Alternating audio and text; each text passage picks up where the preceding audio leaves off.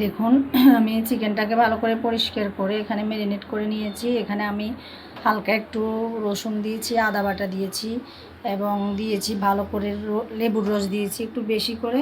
তারপরে দিয়েছি হলুদ গুঁড়ো, মরিচ গুঁড়ো, এটা দিয়ে ম্যারিনেট করে রেখেছি। এগুলো আমি ফ্রাই করব, তারপর একদম সুন্দর করে ঝাল ঝাল একটা রোস্ট করব, এটা আপনাদের সাথে শেয়ার করব। আমি এই রোস্টটা রান্না করার জন্য এখানে একটা মশলা করে নিচ্ছি। এই যে সব আমার নিজের তৈরি করা, মানে বাসায় তৈরি করা মশলা। প্রথমে আমি এখানে লেবুর রস দিয়ে দিলাম, আমি রসুন বাটা দিয়ে দিচ্ছি,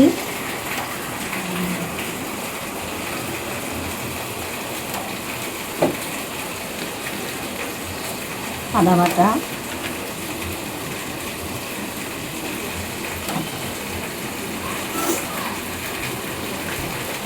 এগুলো সব আমার বাসায় গুঁড়ো করা। এটা হলো দারচিনি গুঁড়ো, এটা হলো কালো গোলমরিচ,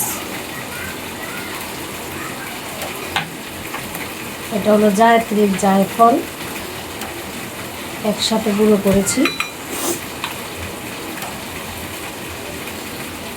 এটা হলো গরম মশলা, এটা হলো আরেকটা গরম মশলা, এটা আমি এটাও বাসায় তৈরি করেছি, এখানে সব আছে, এটাও দিয়ে দিলাম। মানে এটা টাল আর কি, একটু হালকা খোলায় টেলে তারপর ব্লেন্ডার করে নিয়েছি। আর দিব একটু জিরে গুঁড়ো, পরে দিব ধনে গুঁড়ো। যেহেতু আমি বলেছি ঝাল ঝাল রোস্ট, তা আমি দিয়ে দিচ্ছি এখানে মরিচের গুঁড়ো, কারণ ব্রয়লার মুরগি এভাবে রোস্ট করলে বাচ্চারা খায়, নাহলে খেতে চায় না। যারা ব্রয়লার খান না, একবার হলো এভাবে বানিয়ে ট্রাই করবেন। সয়া সস,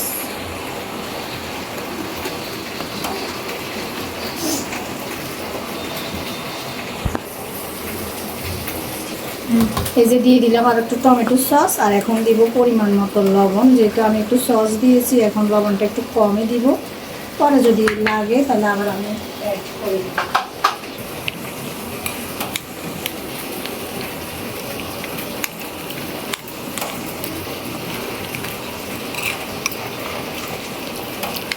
বাস আমার রোস্ট তৈরি করার জন্য এখানে মশলা হয়ে গেছে।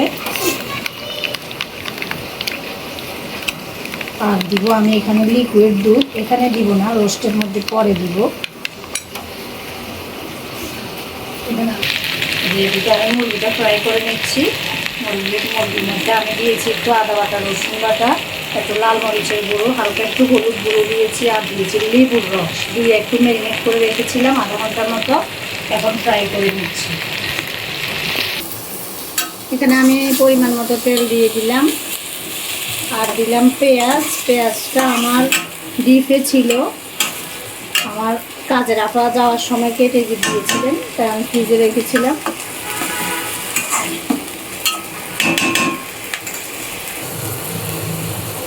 যে পেঁয়াজটা আমি ভালো করে ভেজে নিয়েছি, লাল লাল করে নিয়েছি। এখন আমি ওই যে মশলাটা তৈরি করে রেখেছি ওটা দিয়ে দিলাম।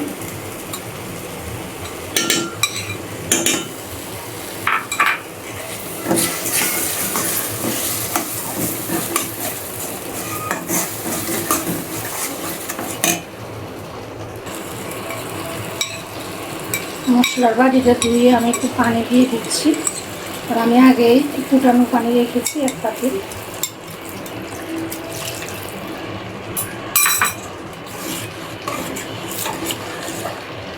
ফুটানো পানি দিয়ে দিলাম। এই যে মশলার বাটিটা ধুয়ে মশলাটা ভালো করে কষানো হলে আমি চিকেনটা দিয়ে দিব। গোটা মশলা দিয়ে দিচ্ছি কিছু, যেহেতু এটা রোস্টটা রান্না করতেছি।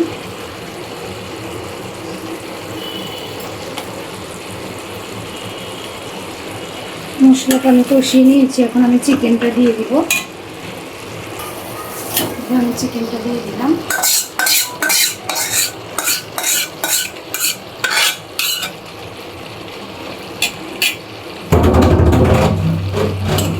ভালো করে মিক্স করে নিচ্ছি। যে এখন আমি বেশি করে দুধ দিয়ে দিচ্ছি, আর কিছু দিব না, পানি টানি দিব না। এই দুধের মধ্যে আমার রোস্টটা হয়ে যাবে রান্না।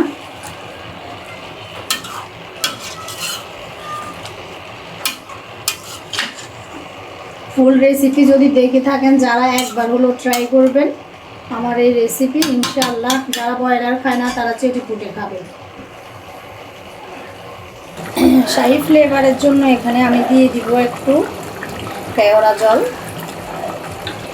যেহেতু আমি একটু লেবুর রস বেশি ইউজ করেছি, তাই আমি এখানে একটু ব্যালেন্সের জন্য হালকা একটু চিনি দিয়ে দিলাম। পর্যায়ে দিয়ে দিলাম আমি কাঁচামরিচ। রোস্টটা রান্না হয়ে আসছে, এখন আমি নামিয়ে ফেলবো। আমি একটু ঝোল রাখবো, যেহেতু ওরা ঝোল দিয়ে খাবে। এই যে আমার রোস্ট রান্নাটা হয়ে গেছে, আমি এখন চুলাটা বন্ধ করে দিব। দেখুন আপনারা আমার রোস্টটা কেমন হয়েছে।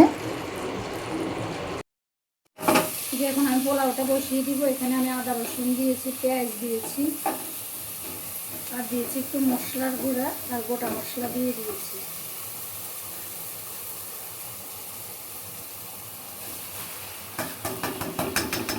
চালগুলো আমি আগে দিয়ে পানি ঝরিয়ে রেখেছি।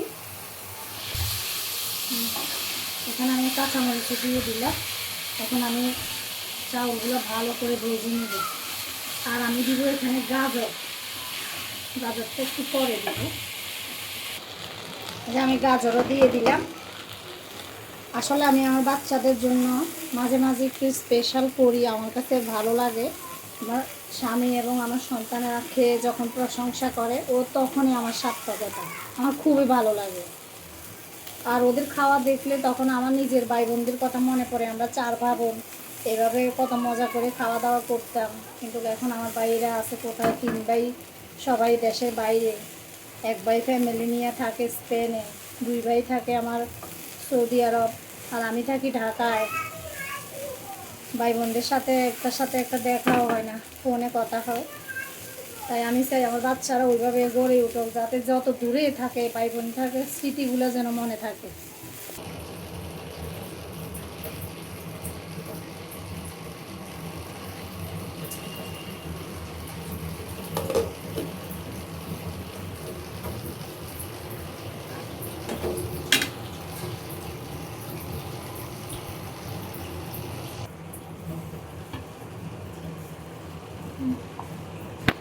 দেখুন পোলাওটা মাশাআল্লাহ কত সুন্দর হয়েছে, ঝরঝরে। আর একটু হবে, আমি দমে বসিয়ে দিয়েছি, আর কোনো পানি অ্যাড করা লাগবে না, এমনিতেই হয়ে যাবে।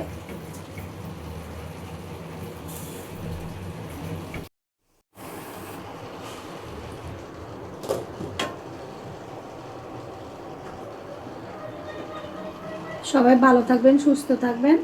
আসসালামু আলাইকুম, সবাইকে ধন্যবাদ। আল্লাহ হাফেজ।